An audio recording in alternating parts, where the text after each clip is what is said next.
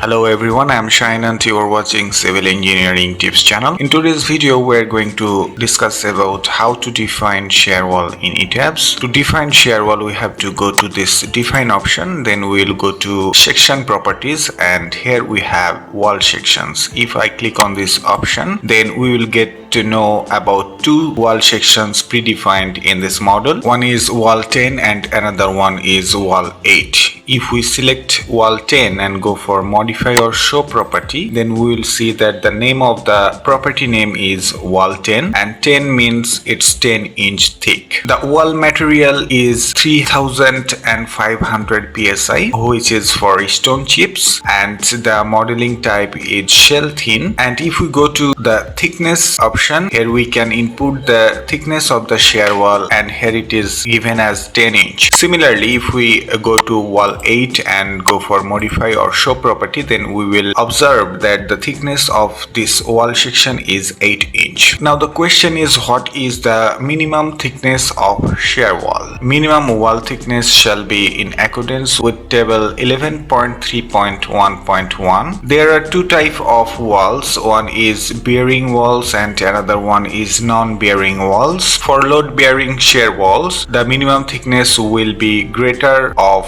100 millimeter, which is 4-inch. For option B, it is 1/25, the lesser of unsupported length and unsupported height. So what is the unsupported length and unsupported height? Here we can see the LC, which presents the unsupported height or unsupported length. So the length or height between two slabs of two floors is called the unsupported height or unsupported length of the shear wall. It is the clear height of the story. So the minimum thickness is preferably should be limited to LC/15. Wall thickness should be large enough to allow the concrete to be placed without honeycombing. LC is the unsupported height of the shear wall. Let's assume the story height is 10 feet. So the minimum thickness of the shear wall will be 10 feet by 15. If we convert 10 feet to inch, then it will be 120 inch by 15, and finally we will get the minimum thickness of shear wall is 8-inch. Initially we will define the wall section of